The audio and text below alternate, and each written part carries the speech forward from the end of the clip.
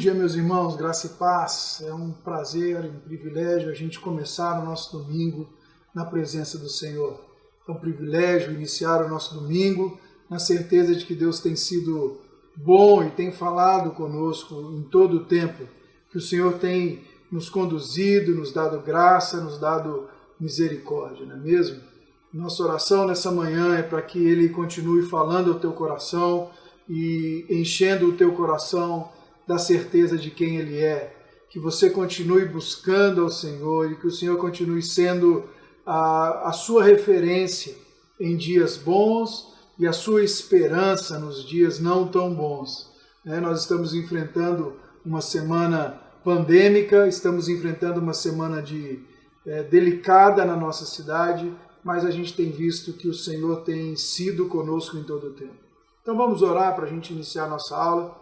Pai, em nome de Jesus, colocamos diante do Senhor esse tempo, colocamos diante do Senhor essa aula, pedimos a sua graça, a sua misericórdia, para que o seu nome seja exaltado, para que o seu nome seja glorificado e que a gente aprenda e esse conteúdo transforme as nossas vidas e nos impulsione a caminhar contigo.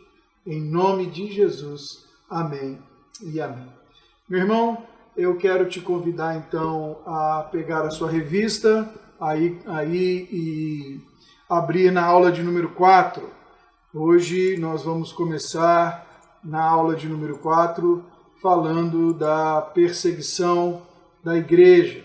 A primeira aula foi uma aula de ambientação, foi uma aula onde a gente aprendeu sobre esses 30 anos que mudaram o mundo. A segunda aula nós vimos os discípulos em Jerusalém, esperando o Pentecostes. Aqui na terceira aula nós já podemos ver os discípulos e o Pentecoste, o efeito do Pentecoste na vida dos discípulos. E essa quarta aula a gente começa a ver o início da perseguição da igreja. A igreja começa a tomar forma e não apenas isso, ela começa a pregar e a pregação do evangelho passa também a incomodar aqueles que eram contrários, ou a pregação do evangelho passa a trazer incômodos para a sociedade. Mas a gente tem que pensar algo muito interessante. Desde o início da história da igreja, perseguição acompanha a igreja de Cristo Jesus. Ainda hoje, 21 séculos depois dessa história que nós estamos contando, nós vamos ver que o Senhor ainda é perseguido através da sua igreja. Nós vamos ver que ainda temos situações e circunstâncias onde, por causa da declaração de ser cristão, há um processo de perseguição deflagrado. A Portas Abertas é uma agência missionária e ela acaba por criar um ranking, ela criou já há algum tempo e ela atualiza todo ano o ranking dos países que mais perseguem a igreja. Eu não sei se você sabe, mas existe um termo que foi cunhado por causa disso, que é cristofobia. E a gente tem hoje ainda, 21 séculos depois dessa lição que nós vamos estudar, uma igreja de Cristo Jesus sendo perseguida mundo afora.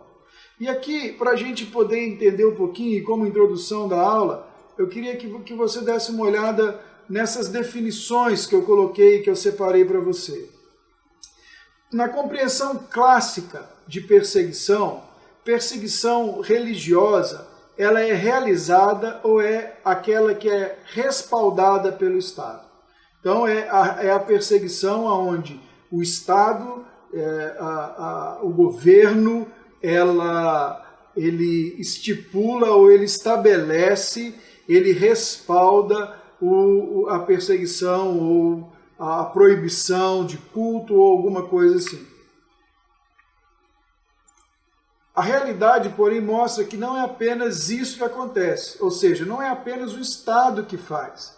Mas hoje em dia, a gente vê o papel que a Portas Abertas, esse é o material deles, chama de agentes não estatais, ou seja, agentes que não são do governo, que têm crescido cada vez mais. Então você lembra, você viu, até pouco tempo atrás, nós tínhamos aí o grupo extremista do Estado Islâmico. Você deve ter visto lá na Nigéria O Boko Haram, ele sequestrou várias meninas há um tempo atrás, né? Esse Al-Shabaab, ou o que eles chamam da Fraternidade Islâmica, são grupos paramilitares que muitas vezes extremistas, fundamentalistas, eles acabam por perseguir cristãos. Nós temos também na América Latina, por exemplo, em alguns países, os narcotraficantes ou as guerrilhas, que também perseguem aqueles cristãos que não entram no seu esquema. Então, não apenas agentes do Estado, mas também agentes que não são do Estado promovem essa perseguição.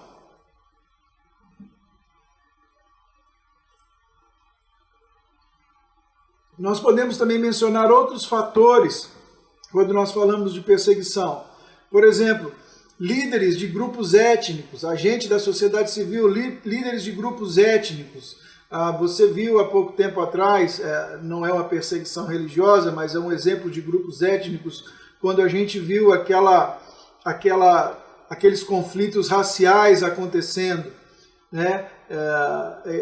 A perseguição por causa da cor da pele e aí por diante. Líderes religiosos não cristãos, líderes eclesiásticos, movimentos radicais, cidadãos comuns, né? Formando motins, familiares. Então, alguns outros fatores. Em vários países, quando alguém se converte ao cristianismo, os próprios familiares deixam bem claro que não querem e praticamente mandam embora. Nós temos a questão política, né? Partido político, revolucionários, grupos paramilitares, redes de crime organizado e de organizações são fatores também que nós podemos mencionar quando nós falamos de perseguição. Então a perseguição, meus amigos, meus irmãos, ela é uma realidade. A perseguição, ela é verdadeira, ela está aí, ela está acontecendo. Mesmo a gente achando que não, mesmo a gente pensando que 21 anos depois ela não acontece, ela acontece. Ela acontece de uma forma aberta em muitos lugares, mas também há uma perseguição que ela é velada. Há uma perseguição que ela é sutil e ela tem tomado forma e ela tem crescido nos dias de hoje. E a Portas Abertas ela colocou para a gente entender 6 estágios da perseguição. E eu quero falar para você esses estágios. O primeiro deles, uma minoria que representa uma religião ou uma ideologia espalha suas ideias às custas de outros grupos. Então, uma minoria lá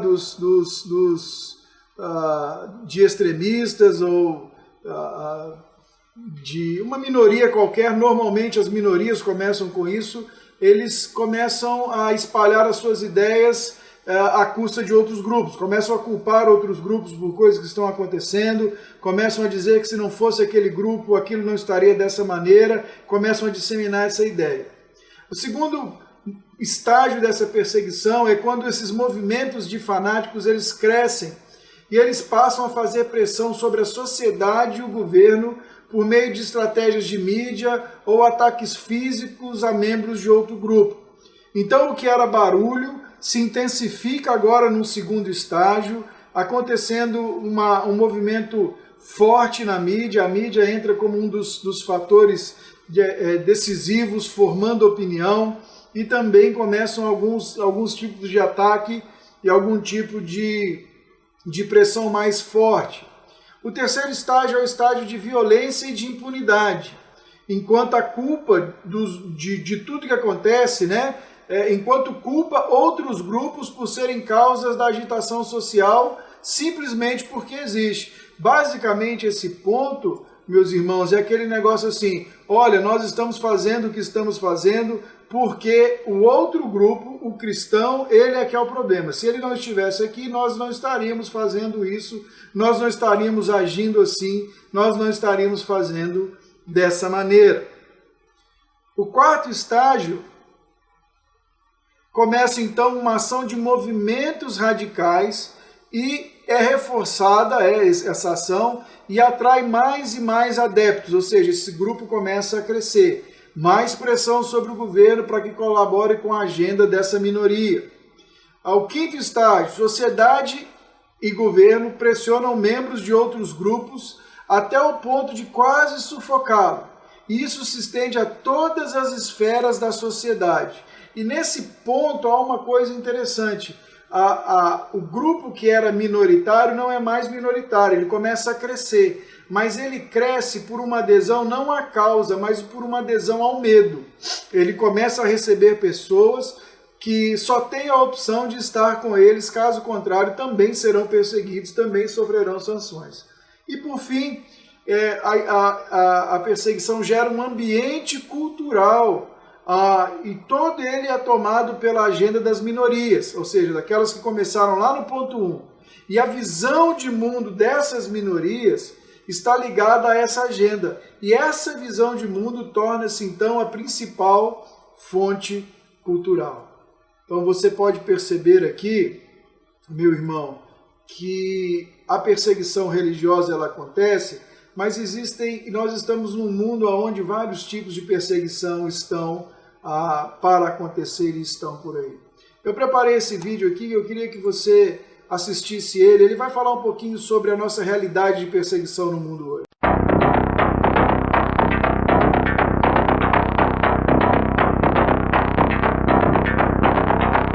Em 2021, o número de cristãos perseguidos aumentou mais uma vez. Atualmente, mais de 340 milhões de cristãos são perseguidos no mundo. Isso representa muito mais que a população total do Brasil. E ainda assim, eles permanecem invisíveis e desconhecidos para a maioria.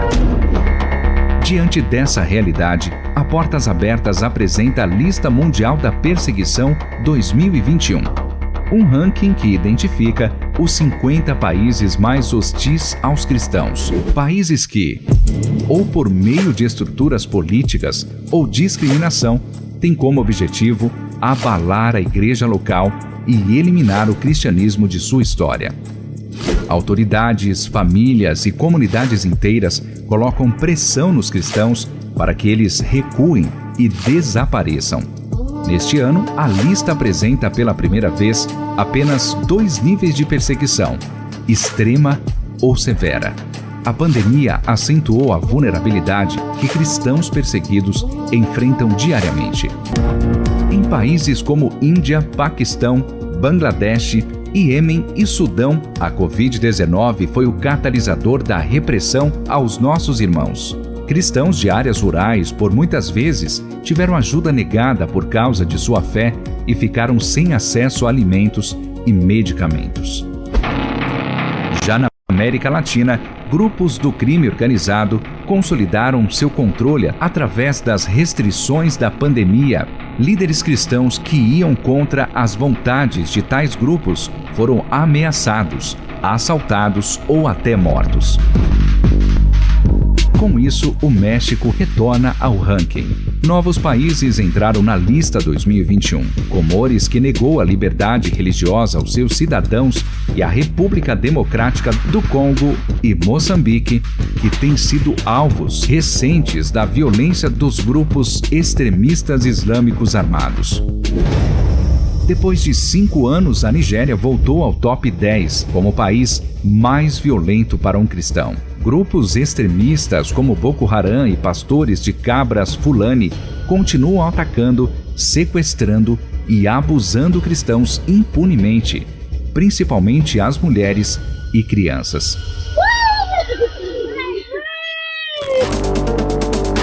Já na China, o monitoramento e vigilância provém do Estado. O Partido Comunista tem cada vez mais colocado restrições para inibir a liberdade religiosa no país, o que coloca a China de volta nos top 20, depois de quase uma década. A Coreia permanece número 1 no ranking por 20 anos consecutivos. Com o aumento do doutrinamento de crianças e adolescentes, pais continuam com medo de revelar a fé aos filhos. Se descobertos, podem ser enviados para campos de trabalho forçado ou até mesmo mortos, juntamente com sua família. Existem muitos outros países nessa lista e para eles a perseguição não para. Mas a luz de Cristo brilha entre os seus e o Evangelho também. Ainda que a pressão seja cada vez mais forte, nossos irmãos desafiam as leis e o perigo diário para andar com Jesus. Convocamos a Igreja de Cristo no Brasil a abrir os olhos, conhecer e apoiar os seus irmãos perseguidos ao redor do mundo. Abra os olhos à realidade da perseguição.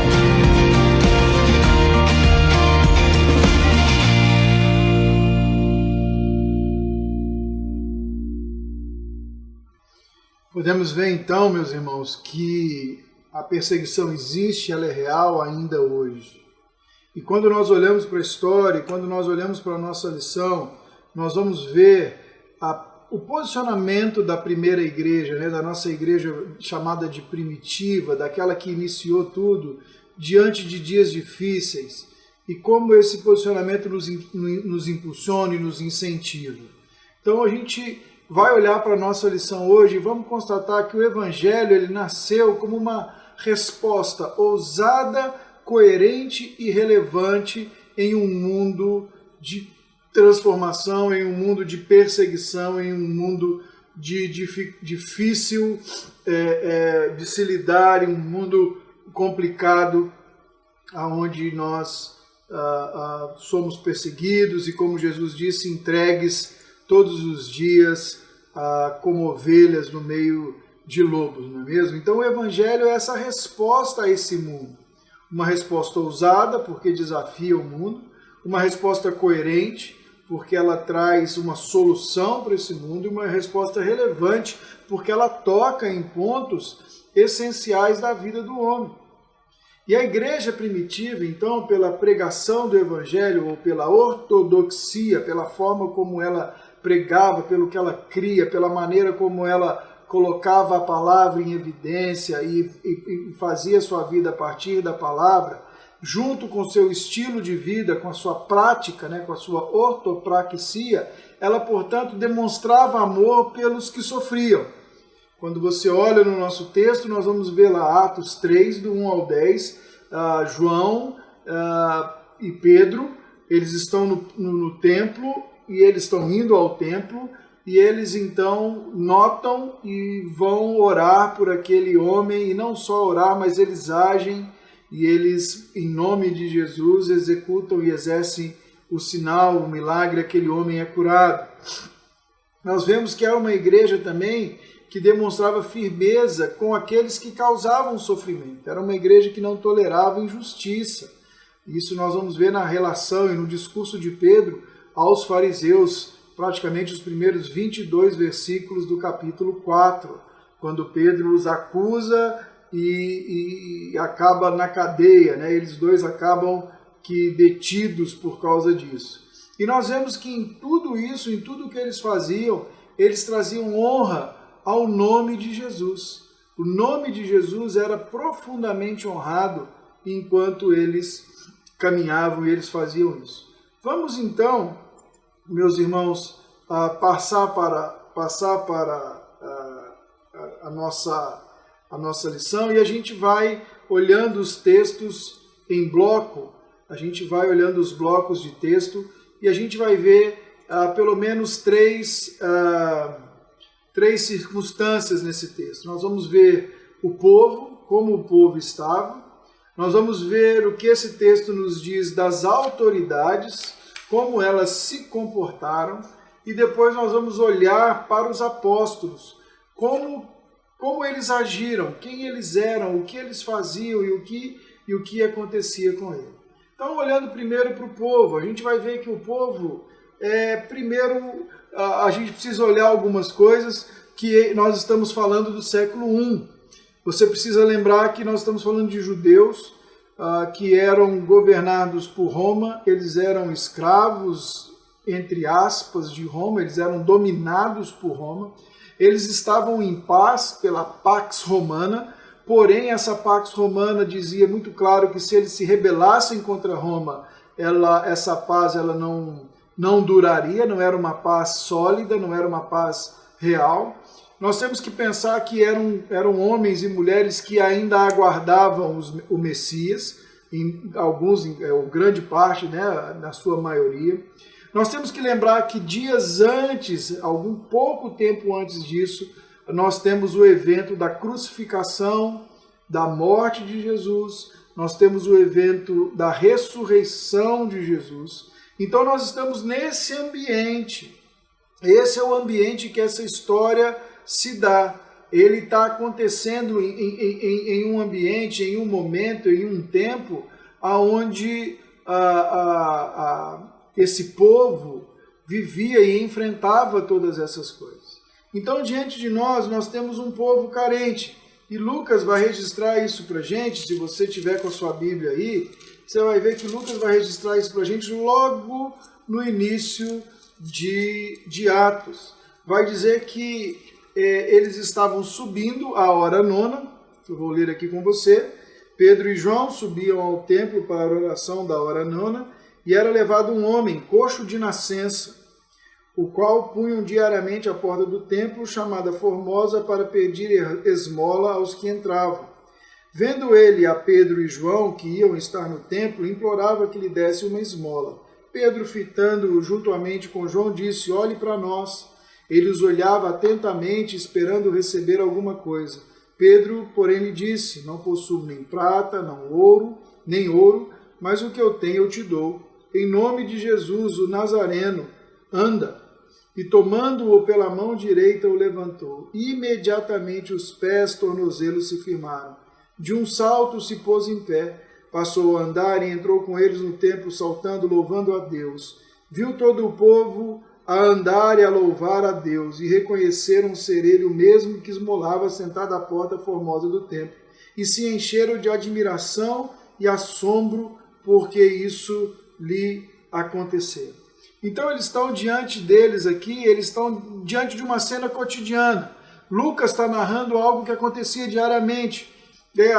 A gente infere pelo texto que diariamente, ou que os discípulos mantiveram a rotina de adoração e de oração ao templo. Era o que eles conheciam de igreja, né? Era o modelo da sinagoga. Então eles continuavam indo nos horários da oração, nos horários que o judeu separava para orar, o judeu piedoso, eles iam à beira do templo.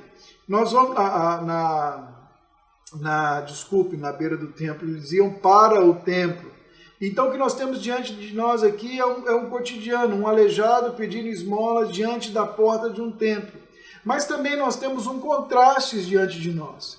Por que um contraste? Porque Lucas coloca para a gente o retrato do povo judeu, que eu falei agora, que era escravo de Roma, preso na sua incapacidade, preso na sua real situação de pecado, que nós vamos ver que no desenvolvimento Pedro vai fazer isso no seu discurso, vai dizer: vocês mataram o autor da vida, vocês têm culpa, vocês têm pecado, né? Esse coxo tem também uma representatividade de todo um povo.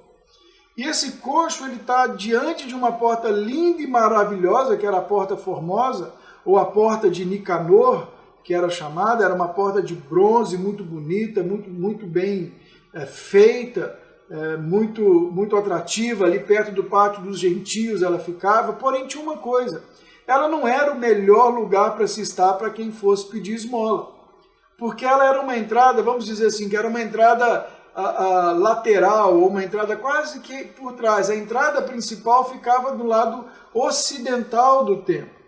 Então esse homem estava ali, um homem aleijado, diante de uma coisa muito suntuosa e muito bonita, porém que não era tão prática e funcional para aquele povo. Era um retrato da religião de Israel. Era uma religião que não respondia, o judaísmo não respondia mais à necessidade do homem, os sacrifícios, né, os ritos, eles tinham como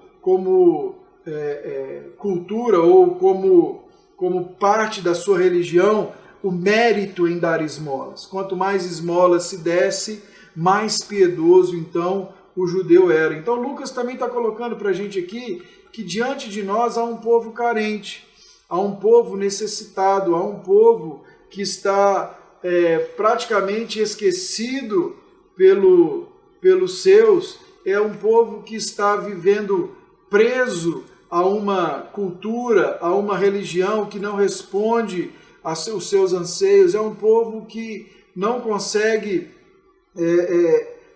atingir, ou um povo que não consegue se relacionar com o seu Deus. É um povo carente em todos os aspectos, não apenas físico, né? Esse aleijado não era apenas físico a carência dele. Você vai lembrar que na cultura judaica ele era um coxo de nascença. Então, na cultura judaica, esse homem estava coxo, era coxo por causa do pecado. Você vai lembrar em João, capítulo 10, quando Jesus cura um mudo ou surdo de nascença, um surdo de nascença, um cego de nascença, Jesus amado, perdão, Senhor. Ele cura um cego de nascença. A pergunta dos fariseus é: quem pecou, este ou seus pais? Então essa era a cultura. Então, diante dos olhos ali, a gente está vendo um povo carente, um povo necessitado, um povo que precisava ser carregado, um povo que ainda dependia da lei, um povo que ainda precisava de atos meritórios para chegar à salvação. Também vemos aqui que Lucas nos mostra um povo que carregava culpa, um povo culpado. Se nós olharmos o restante do texto,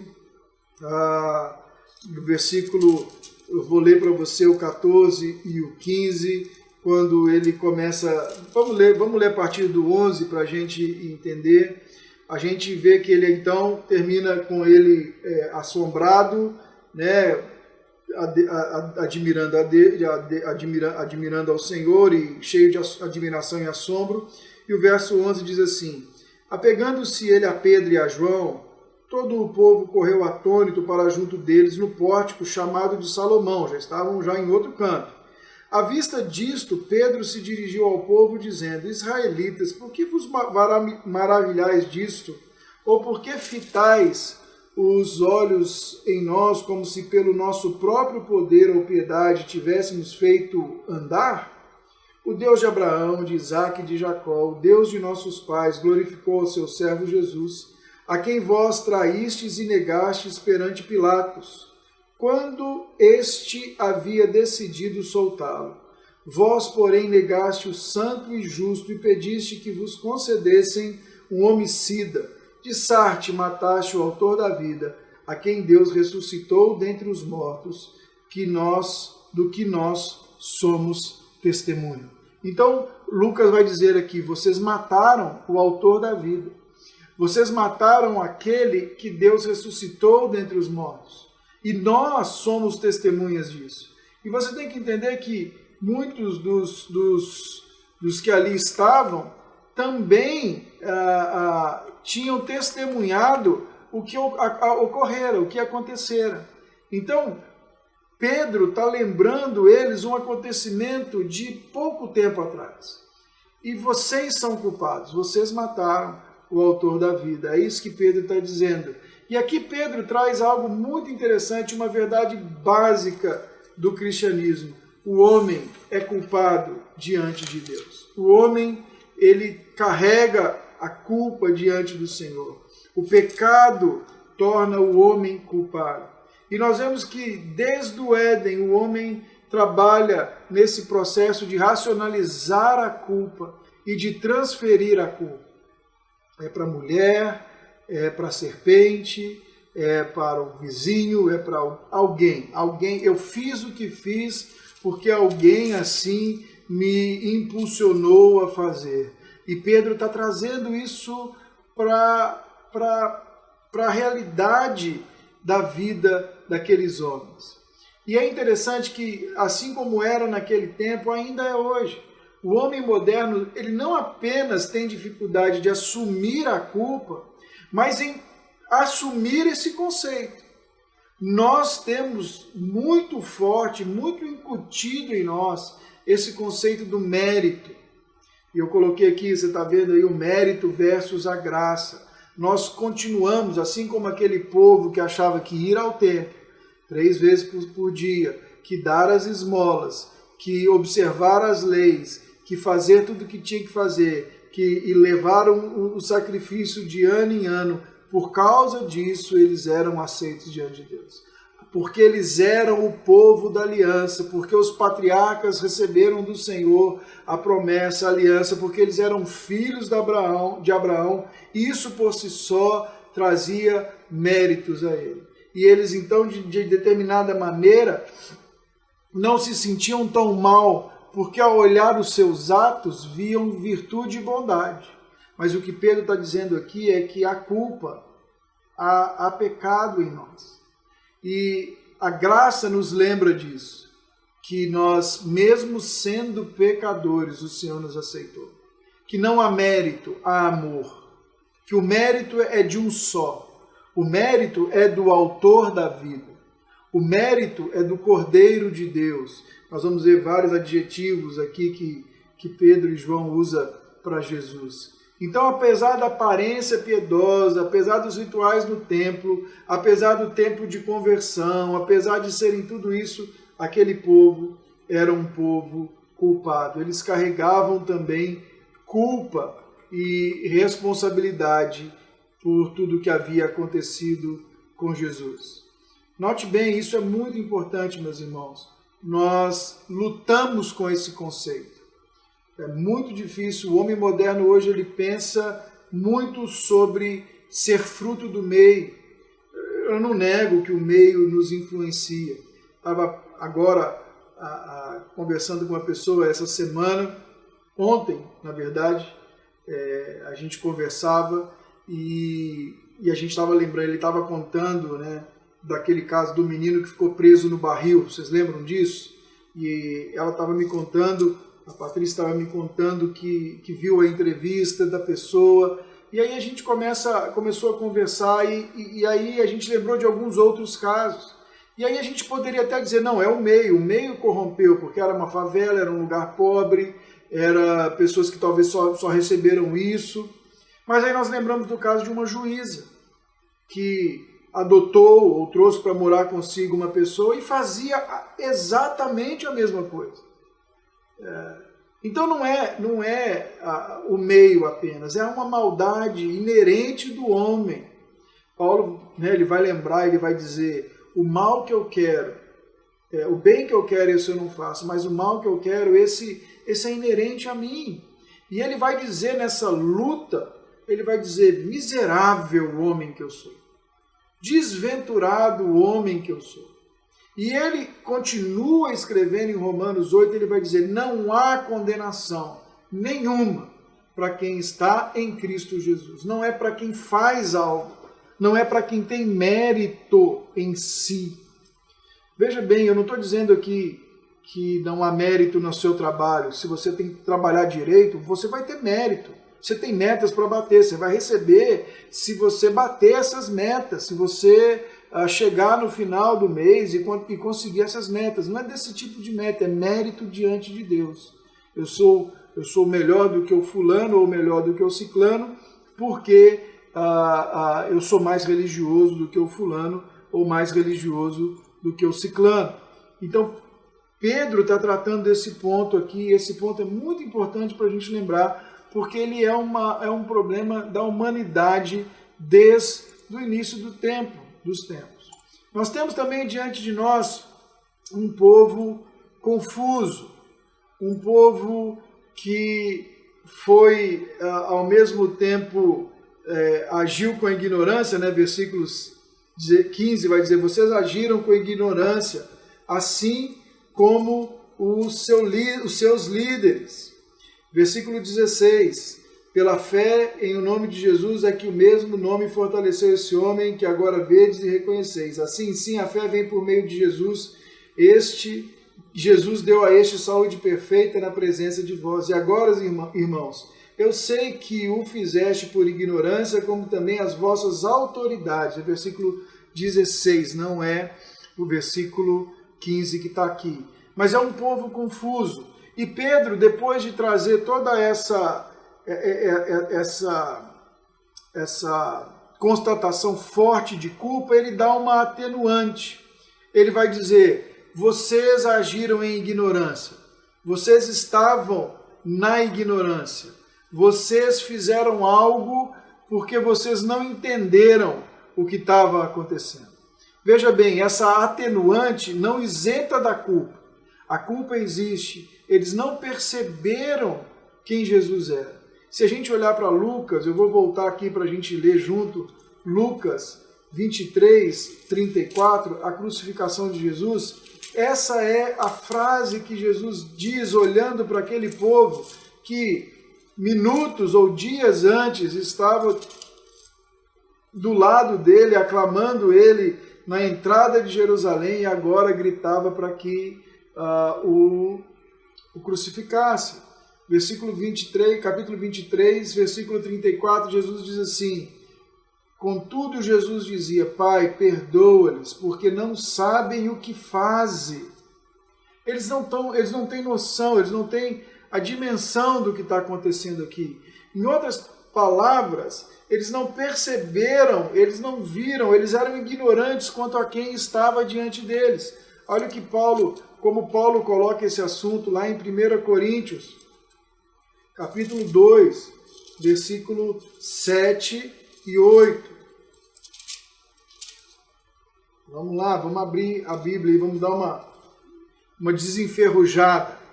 1 Coríntios, capítulo 2, versículo 7 e versículo 8, ele vai dizer, Paulo está dizendo assim, a vida eterna aos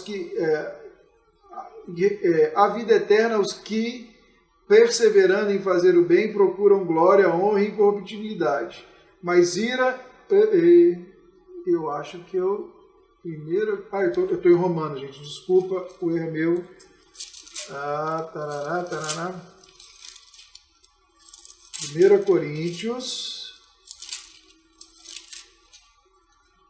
2, 7 e 8, diz assim, mas falamos a sabedoria de Deus em mistério, outrora oculta, a qual Deus pré-ordenou desde a eternidade para a nossa glória. A sabedoria essa que nenhum dos poderosos deste século conheceu, porque se a tivessem conhecido, jamais teriam crucificado o Senhor da glória. Paulo está dizendo que nenhum homem do presente século, que nenhum homem que estava ali e que presenciou a crucificação de Jesus, nenhum deles percebeu quem estava ao lado dele. Nenhum deles percebeu quem Jesus era realmente. No versículo 18, Pedro vai aumentar essa gama essa atenuante ou esse assunto da ignorância. E ele diz assim, mas Deus assim cumpriu o que dantes anunciara por boca de todos os profetas, que seu Cristo havia de padecer. Veja bem, vocês eram ignorantes, vocês não viram que os profetas avisaram vocês que ele viria, que ele padeceria, e aqui provavelmente Pedro está fazendo uma referência ao servo sofredor de Isaías, de número 53. Ele está dizendo que a lei aponta para Cristo, a lei como um todo apontava para ele era a finalidade da lei. E aí ele começa a dizer para os israelitas que eles eram um povo muito mais ignorante do que os povos pagãos ao seu redor. Porque Deus, em toda a história de Israel, apontou para esse momento aonde o Messias viria. E eles não conseguiram perceber. Então, ao invés de revelar, a religião judaica, ela confundiu. Então, diante de nós temos um povo carente, um povo culpado e um povo confuso. Vamos olhar agora para as autoridades. A primeira coisa que nós vemos nas autoridades, e a gente tem que pensar quem eram as autoridades que nós estamos falando aqui, nós vamos lembrar de que as autoridades aqui, as autoridades não eram autoridades romanas, eram autoridades judaicas, eram o Sinédrio. O Sinédrio era esse conjunto de 71 anciãos, talvez para a gente entender, 71 senadores, que eram compostos do partido político dos fariseus e dos saduceus, que entre si não concordavam com uma série de coisas, Entre elas, tinha uma grande divergência sobre a ressurreição dos mortos, que é o ponto que nós vamos ver aqui. E esses homens do Sinédrio eram aqueles que foram responsáveis por promover toda a engenhosidade do sacrifício de Jesus. Eles não tinham poder para acusar a Cristo e matar a Cristo. Então você lembra do você lembra de quando Jesus, lá em João, ele é preso? O Sinédrio se reúne, pega Jesus, julga Jesus no Sinédrio, mas eles não podem condenar à morte. Eles vão até Pilatos, e aí eles forçam Pilatos a fazer. Pilatos diz, eu não vejo dolo nesse homem, mas já que vocês querem que seja o sangue dele, eu estou livre do sangue dele, o sangue dele é sobre vocês, e aí por diante. Então, a gente vê que as autoridades, elas são acusadas aqui.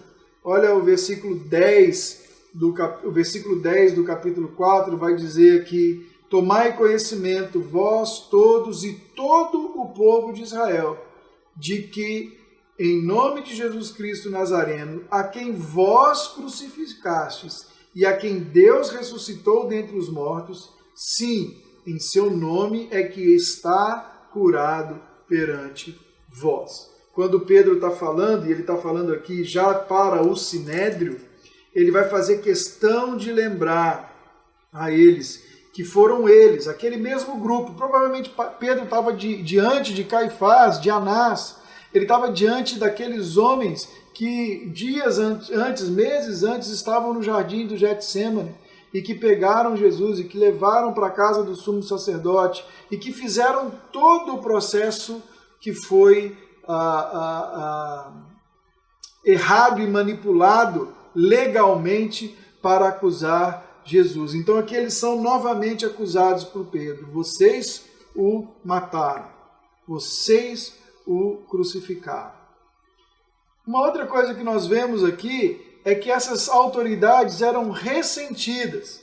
E olha que interessante, versículo 2, e eles falavam eles ainda ao povo, quando sobrevieram os sacerdotes, o capitão do templo e os saduceus, e ressentidos por ensinarem eles o povo e anunciarem em Jesus a ressurreição dentre os mortos, e os prenderam, recolhendo-os ao cárcere até o dia seguinte, pois já era tarde. Muitos, porém, dos que ouviram a palavra, aceitaram, subindo o número de homens a quase 5.000. É muito interessante aqui o grau de ressentimento, irmãos.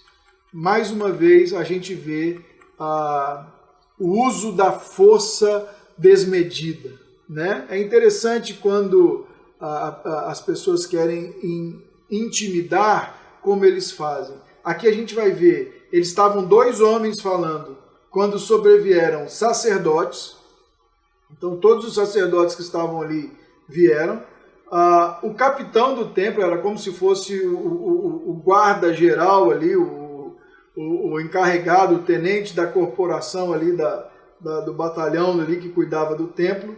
Os saduceus, ou seja, todo o Sinédrio veio todo mundo, fizeram uso de uma força muito superior à ameaça que estava diante deles. Então a gente vê que há um ressentimento.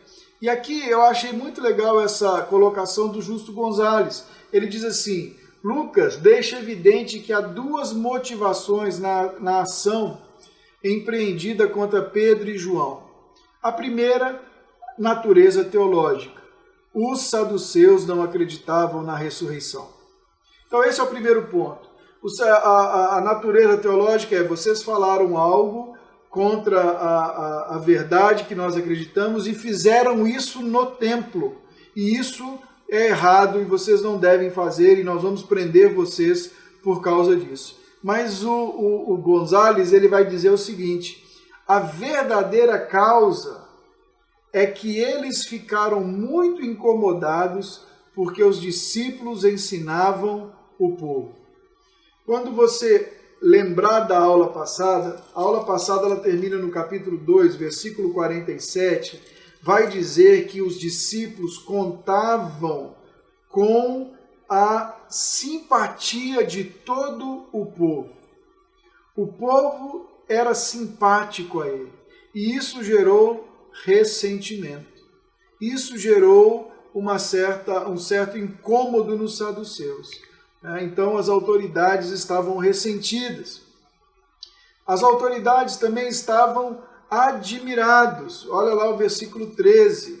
Para a gente chegar nele, vamos dar uma lida aqui a partir do versículo 5. Diz assim: no dia seguinte, reuniram-se em Jerusalém as autoridades, os anciãos e os escribas, com o sumo sacerdote Anás, Caifás, João, Alexandre e todos os que eram da linhagem do sumo sacerdote.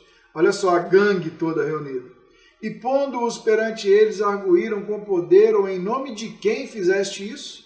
E então Pedro, cheio do Espírito, lhes disse: autoridades do povo e anciãos, visto que hoje somos interrogados a propósito do benefício feito a um homem enfermo e do modo por que foi curado, tomai conhecimento vós todos e todo o povo de Israel de que, em nome de Jesus Cristo Nazareno, a quem vós crucificaste e a quem Deus ressuscitou dentre os mortos, sim, em seu nome é que estás esse curado perante vós. Este Jesus é a pedra rejeitada por vós, os construtores, a qual se tornou a pedra angular.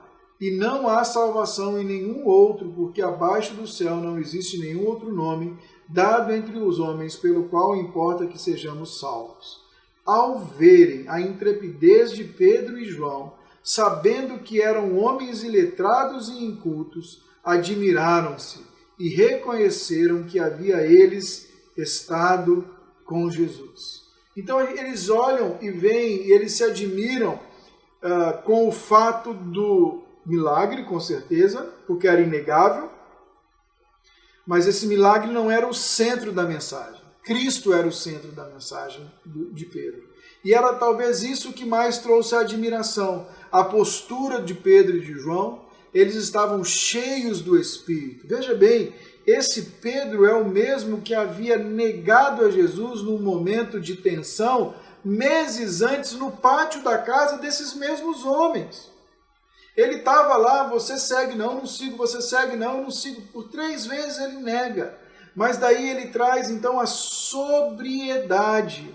Nós vamos ver lá em Atos 3, do 13 ao 19, eu separei isso aqui. Você vai ver, e se você fizer esse exercício na sua casa, você vai ver que interessante. Ele vai dizer, primeira coisa, no versículo 12, ele vai falar assim, Pedro vai dizer assim, a sobriedade de Pedro. Ele vai dizer, por que vocês estão nos olhando desse jeito? Quando ele começa a falar com o coxo lá atrás, ele fala, olhe para nós. E agora com o povo ele está dizendo, por que vocês estão olhando assim para a gente? Como se o poder fosse nós, ou se nós tivéssemos piedade suficiente para fazer isso.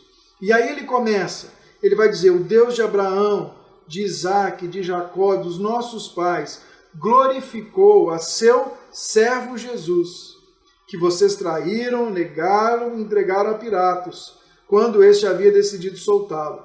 Vós, porém, olha bem, negaste o santo e o justo. Pediste que vos concedesse um homicida. Disseste, mataste o autor da vida, a quem Deus ressuscitou dentre os mortos e que nós somos testemunhas.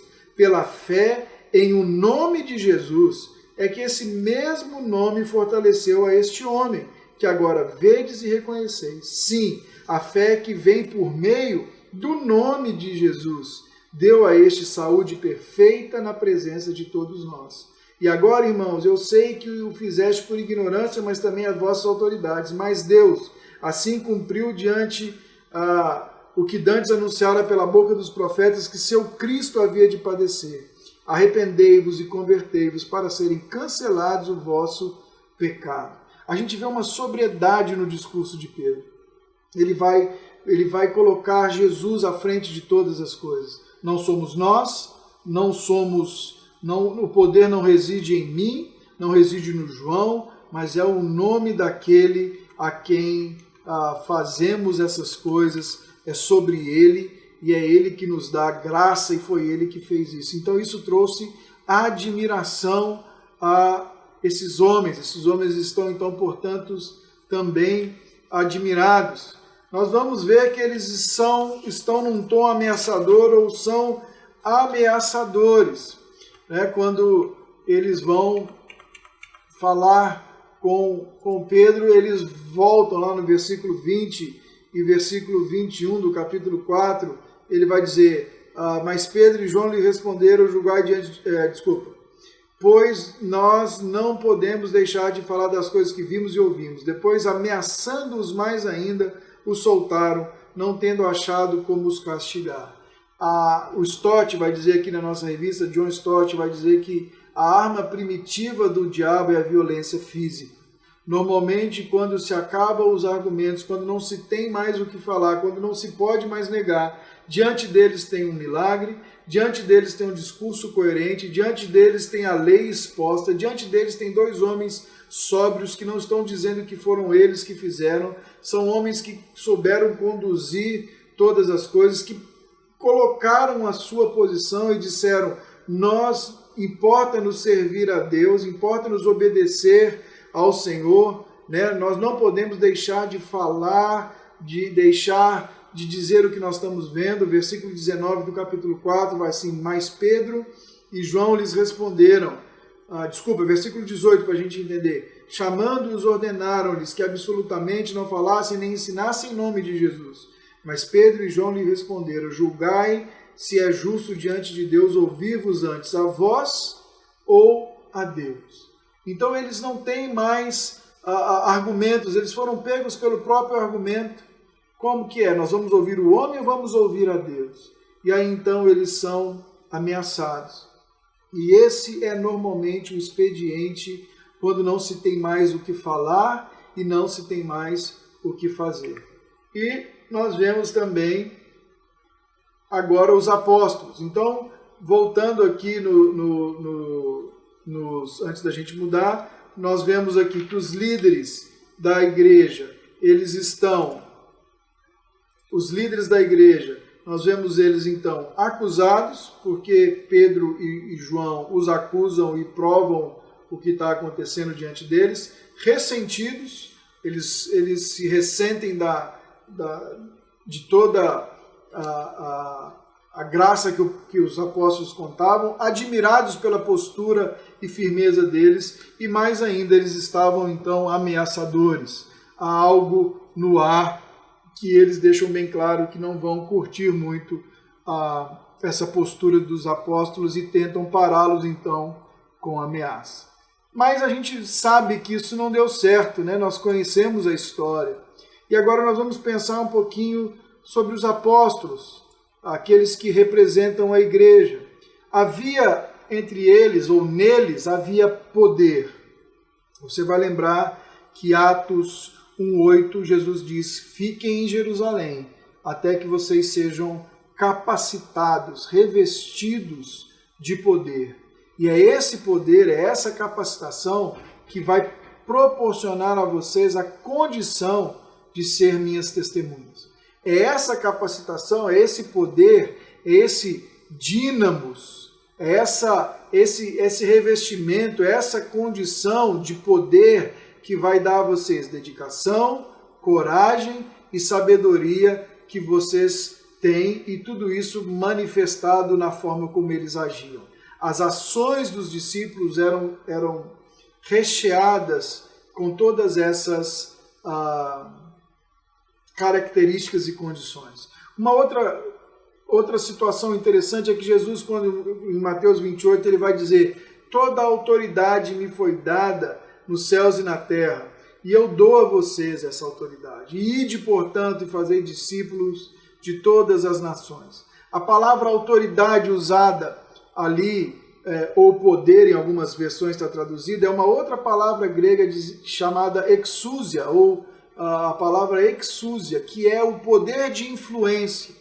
Então, nos apóstolos havia o poder de coragem, de dedicação e de sabedoria, mas também o poder da palavra, o poder da fluência e da influência. Eles se tornaram influentes no povo pelos seus atos, pela forma como se importavam com o povo, pela maneira como conduziam as suas ações e pregavam um evangelho vivo entre as nações. Nós vamos ver que também, além de tudo isso, era o nome de Jesus que era celebrado entre eles. As coisas eram feitas em nome de Jesus, o nome que é sobre todo o nome. Era apenas em nome de Jesus. Jesus era a fonte do poder deles. Eles não traziam para eles, eles não clamavam, diziam que era eles, né? Hoje em dia nós temos isso, pessoas que se dizem donas de um determinado dom, ou donas de um determinado, sei lá, de uma determinada unção específica de Deus, como se eles não tivessem ali, as coisas não acontecessem. Nós vemos que os discípulos nos mostram exatamente o contrário. É por causa do nome de Jesus. Paulo vai dizer que é o nome sobre todo nome, o nome sobre o qual todo joelho e toda língua, todo joelho se dobra, toda língua confessa. Aqui, irmãos, há uma necessidade da gente lembrar algumas coisas muito importantes. Eles não estão dizendo aqui que era para a gente usar o nome de Jesus como a gente via naqueles filmes antigos de vampiro, as pessoas vinham com uma cruz ou com água benta para que o vampiro, então, tivesse medo delas. Não é o símbolo, não é um ritual, mas é o entendimento do Cristo vivendo em mim, da autoridade que eu tenho e que há no nome de Cristo Jesus para executar tudo aquilo que está consoante à vontade de Cristo Jesus. Quando ele pega na mão do coxo, ele diz assim, o que eu tenho eu vou dar para você, em nome de Jesus. Na influência, no poder que há em Jesus. Eu te digo, levanta e anda. É no nome de Jesus que as coisas são feitas. Nós oramos em nome de Jesus. Nós pedimos e clamamos em nome de Jesus, porque o nome de Jesus tem poder. Qual é o poder do nome de Jesus? Os feitos dele na cruz. Não é um amuleto mágico. Não é algo para você sair escrevendo no fundo e achar nos cantos. Não é deixar uma Bíblia aberta. É o exercer dessa autoridade fluindo da vida e do poder de Deus que há em você. Do ser cheio, do estar preenchido do Espírito Santo de Deus. Dessa mesma sobriedade que havia sobre os discípulos ali, é que a gente precisa entender o poder do nome de Jesus. Esses homens também havia poder porque eles estavam prontos e disponíveis e estavam dedicados à oração. Eles mantiveram a rotina de busca de Deus, de falar com o Senhor, de estar diante do Senhor, e estavam prontos e disponíveis para fazer a obra do Senhor. Eu me lembro que uma das minhas crises no início da minha carreira ministerial, estava na Jocum lavando roupa e eu falava com Deus, Deus me usa, eu quero ser usado, me enche de poder aqui para eu ficar estralando, para eu sair curando todo mundo, para eu sair fazendo as coisas acontecer, me usa, Senhor. Às vezes até um desejo genuíno, mas eu precisava aprender muita coisa ainda. Naquele dia eu lavava minha roupa ali e era como se aquele ato de lavar roupa fosse pedagógico para mim. Era como se eu estivesse entendendo uma voz do Espírito falando para mim, o que você está fazendo? Veja bem, é um ato pedagógico, tá bom? E eu respondendo para mim mesmo, eu estou lavando roupa. Qual é o processo de lavar uma roupa? Era uma camisa.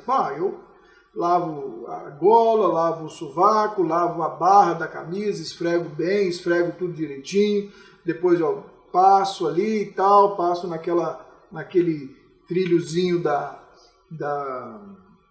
do tanque, deixo de molho, tá, e aí, acabou não, aí eu torço bastante, ponho de molho no Comfort, ainda tinha Comfort nessa época, ponho molho no Comfort, depois passo uma água, acabou não, põe no varal, e aí, acabou não, aí vem o sol, vem vento, essa malha vai ficar esturricada ali, vai secar, toda a umidade vai sair, eu tiro do sol, acabou não, vou passar, minha mãe me ensinou a passar. Passo lá bonitinho, mais quente, o ferro quente por cima, e aí o que eu faço? Eu dobro aquilo lá, coloco na gaveta e pronto, aí acabou. E aí é como se esse diálogo transcorresse com o Espírito Santo me perguntando, tá, e quando você vai sair, você abre a sua gaveta, ou no meu caso era minha caixa, você puxa a sua caixa de roupa, aquela camisa se levanta e diz, você tem que me usar, porque olha tudo que eu passei, olha o que você me fez viver, olha o que você me fez passar, agora você tem que me usar, que negócio é esse? Não, eu vou usar aquela camisa quando eu quiser, e ela só precisa estar pronta para mim. E era como se Deus falasse para mim, é exatamente esse o processo, esteja pronto, deixe o Espírito Santo de Deus tratar na sua vida. A gente está vendo de homens aqui que foram tratados pelo Senhor. Esse poder não vem à toa, meus irmãos. Esse poder não vem do nada. Homens que deixaram as coisas, deixaram sua vida, deixaram seus sonhos, uma série de outras circunstâncias, mas não só isso. Homens que tiveram que deixar uma vida, a sua reputação. Homens que lidaram com o pecado. O Pedro negou a Jesus. O João era chamado de filho do trovão. Ele queria mandar fogo no samaritano, queria que todo mundo morresse. Homens que precisaram ser transformados no caráter. Esse poder transforma. Ele não é só poder de fazer sinais e maravilhas, mas ele executa primeiro o sinal e maravilha em mim, que é o sinal e maravilha de me transformar segundo a imagem de Jesus.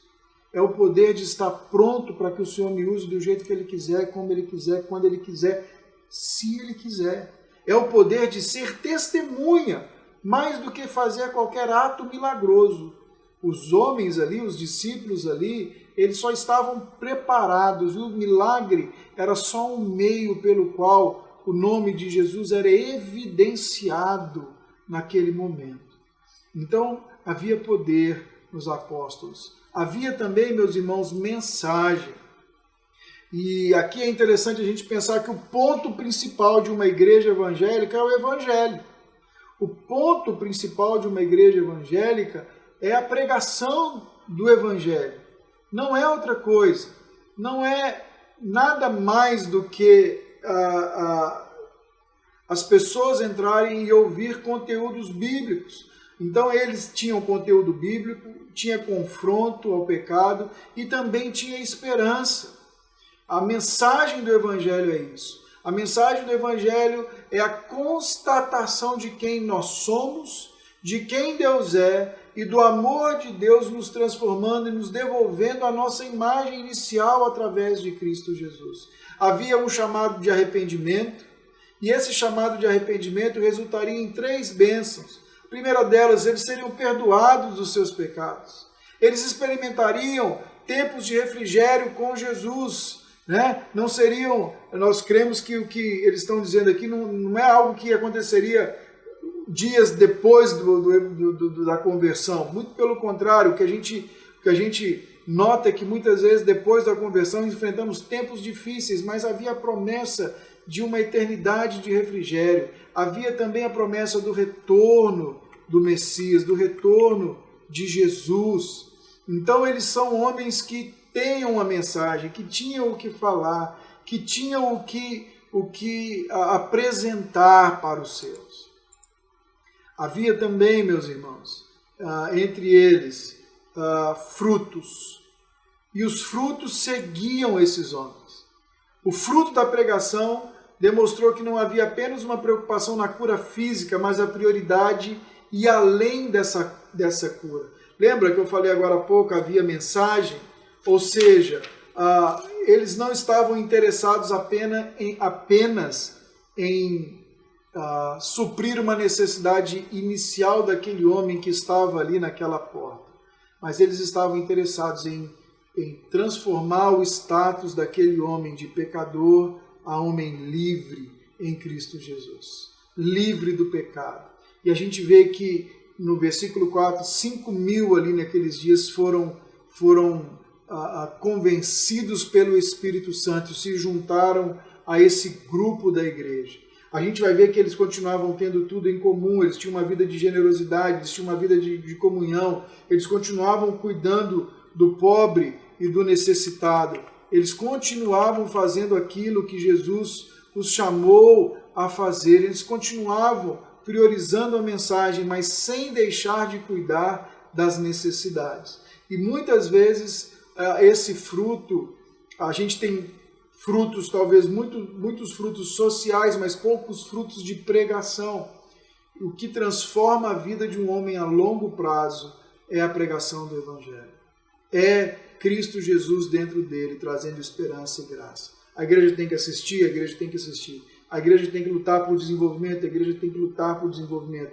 A igreja tem que lutar contra a injustiça, a igreja tem que lutar contra a injustiça. É o que nós vimos aqui. Pedro se levantou, foi contra os governantes ali, contra o sinédrio, contra aqueles que injustiçavam. Porém, o foco da mensagem, o fruto da mensagem deles era a pregação do Evangelho, era a pregação de Cristo Jesus. Então, como terminamos aqui? A pergunta que eu faço é essa. Nós começamos a dizer lá no início das coisas que a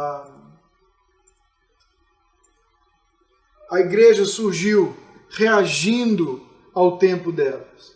E talvez seja essa uma pergunta que a gente tenha que fazer. Como estamos reagindo ao nosso tempo? Então, a igreja reagiu ao seu tempo. Ela correu risco, mas ela manteve uma vida de oração, a pregação do Evangelho, ela não negociou seus valores e ela continuou priorizando a manifestação da vida de Cristo no meio dela. Nosso tempo, irmãos, está carregado de ameaças, vamos dizer assim, à igreja. O nosso tempo ele traz consigo uma perseguição como havia anteriormente. Mas ao contrário daquela primeira igreja, talvez a gente esteja um pouco adormecido nesse processo. Nós estamos vendo algumas liberdades indo embora. Nós estamos vendo alguns cercos se fechando. E nós vemos muitas vezes a igreja olhando e brigando da forma errada. Nós não estamos dizendo, como Pedro, vocês foram ignorantes e a cura para a sua ignorância, e essa cura está em Cristo Jesus. Muitas vezes nós estamos assumindo uma postura de sinédrio. Muitas vezes nós estamos não percebendo o que vem por aí. Nós não estamos dizendo, tá bom, nós não vamos obedecer vocês e vamos obedecer ao Senhor. Nós estamos talvez com medo em uma série de situações. Nós temos diante de nós um politicamente correto que está vindo e que cada vez mais vai tentando colocar o nosso estilo de vida, o estilo de vida bíblico e genuíno, que ama, mas que preserva valores em xeque, e muitas vezes isso vai contando com uma certa conivência nossa. Então nós temos que olhar para essa igreja e ver que eles mantiveram a coerência da mensagem que eles pregavam. Eles não negociaram os valores, eles não negociaram os seus princípios, e eles primaram pela manifestação da vida de Cristo. A vida de Cristo se manifestava neles e se manifestava a partir deles. Existe também, irmãos, uma igreja nesse momento que está sofrendo fisicamente e que também carece da nossa oração e da nossa compaixão. Dá uma olhadinha nesse vídeo que eu quero trazer para você aqui.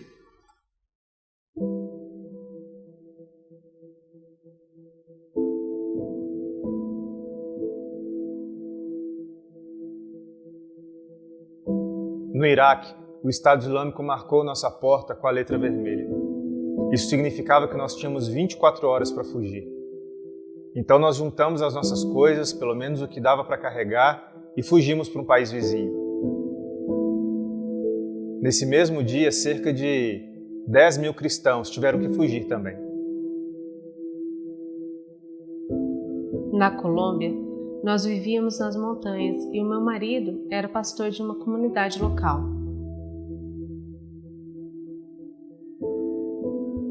Um dia, os guerrilheiros chegaram e ordenaram que a gente fechasse a nossa igreja, mas o meu marido se recusou, então ele foi assassinado na frente da nossa família. No meu país, no Sudão, Durante muitos anos eu não consegui encontrar um emprego. Até mesmo um amigo meu, que é muçulmano, disse que não poderia me contratar, porque oferecer emprego para um cristão poderia colocá-lo em perigo.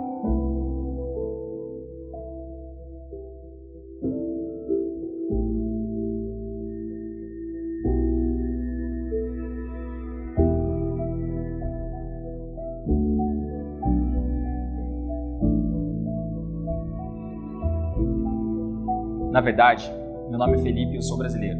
Não há diferença entre a igreja livre e a igreja perseguida. Nós estamos sendo perseguidos. Então permanecemos unidos. Não são eles, somos nós.